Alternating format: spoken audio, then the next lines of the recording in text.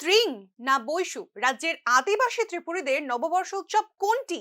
উৎসবের মরশুমে ডিলিস্টিং ইস্যুতে উত্তপ্ত আদিবাসী রাজনীতির মধ্যেই এবার নতুন বিতর্ক। খ্রিস্টান আদিবাসী ত্রিপুরীরা তাদের কৃষ্টি সংস্কৃতি রক্ষা করতে পারছে না।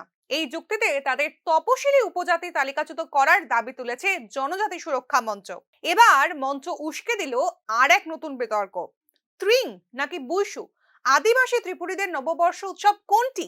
মঞ্চের পক্ষে সামাজিক মাধ্যমে ইতিমধ্যেই ছড়িয়ে দেওয়া হয়েছে এই বিতর্ক। বছরের 22শে ডিসেম্বর পালিত হয় ত্রিং, আর বঙ্গাব্দের পাশাপাশি সময়ে 3 দিন ধরে পালিত হয় বৈশু উৎসব। দুই উৎসবেরই গুরুত্ব ও মাহাত্ম্য আলাদা।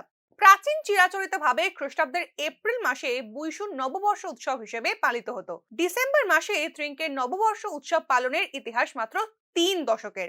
অন্যদিকে খ্রিস্টান আদিবাসী ত্রিপুরীদের মধ্যে ত্রিংকে ত্রিপুরাব্দের নববর্ষ হিসেবে পালনের প্রবণতা বেশি লক্ষ্য করা যায়। পাশাপাশি হিন্দু আদিবাসী ত্রিপুরীদের মধ্যে বৈশুকে আবার নববর্ষ উৎসব হিসেবে পালনের ঝোঁক আছে।